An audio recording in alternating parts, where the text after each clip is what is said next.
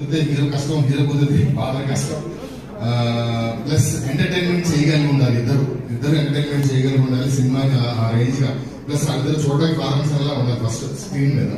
So దాని గురించి time పట్టి ఫైనల్ గా కుదిరింది. ప్రాపర్ ఫాదర్ సన్ సినిమా చూసి బయటకు వస్తే అదే సంజీత్ గారి ఫాదరు, లవ్ రమేష్ గారి ఫాదర్, వాళ్ళ అబ్బాయి కూడా కన్ఫ్యూజ్ అవుతారు. నాకంటే వాడే కాబట్టి అంత బాగా వాళ్ళిద్దరు కెమిస్ట్రీ కుదిరింది. అండ్ ఈ సినిమాకి ఫస్ట్ నాకు వెలుగొండ సీన్ గారు ఒక సీన్ చెప్పారు ఏదో నాకు. ఆ సీన్ ఒకటి మైండ్ లో ఉంది. తర్వాత ఐడియా వచ్చింది, ఆ రెండింటిని కలిపితే స్టార్ట్ అయింది జర్నీ.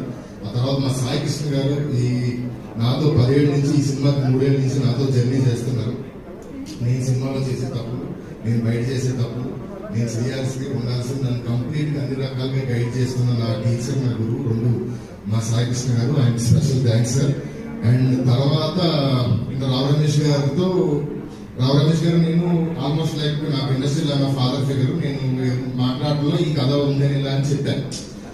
బట్ అది రావాలి అన్నది అవుతుందా జరుగుతుందా ఇప్పటికీ అన్నది మేము మా ఇద్దరి మధ్య ట్రావెల్ జరుగుతా ఉంటే రాజా గారు వచ్చారు.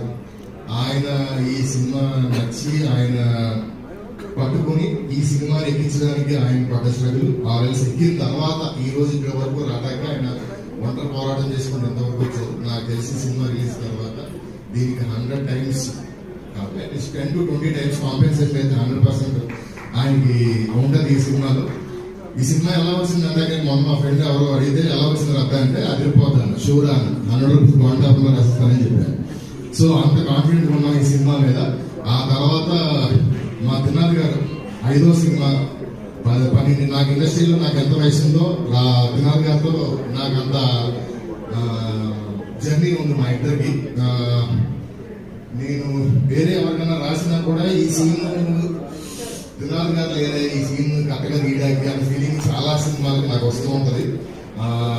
అలా అండ్ యాక్టర్స్ లో నాకు రావు రమేష్ గారికి ఇంకొక విషయం చెప్పాలి. ఒక సినిమా ఆయన లేకుండా నాకు కథ రాయడం రాదు. రాసిన తర్వాత రెండో క్యారెక్టర్ మంచి క్యారెక్టర్ వస్తే ఇది కూడా ఆయన చేస్తే బాగుంటుంది అనిపిస్తుంది. అలాగా యాక్టర్స్ నాకు ఆయనతో అలా ఉంది. అండ్ వినోద్ గారిది స్పెసిఫిక్ గా చెప్పడానికి ఏం లేవు. మేము ఇద్దరం షర్టు ప్యాంటు ఇంకోటి ఏది లేకుండా బయటకు వచ్చినా ఇంకొకటి బాగు. సో అది ఇలాగే మా జర్నీ కంటిన్యూ అవ్వాలి, అవుతుంది. అండ్ అంశుజీ నాకు ఈ సినిమా నుంచి నాకు దొరికిన ఒక మంచి ఫ్రెండ్, ఫ్యామిలీ ఫ్రెండ్ లాగా. నాకు తెలిసి యూకేలో సీత ఉంటే ఆవిడలాగా ఉంటుందేమో. వచ్చిన దగ్గర నుంచి హస్బెండ్ పిల్లలు తప్ప ఏమీ ఉండదు. తిన్నదే, షూటింగ్ చేసినదే, ఖాళీ కూర్చున్నదే.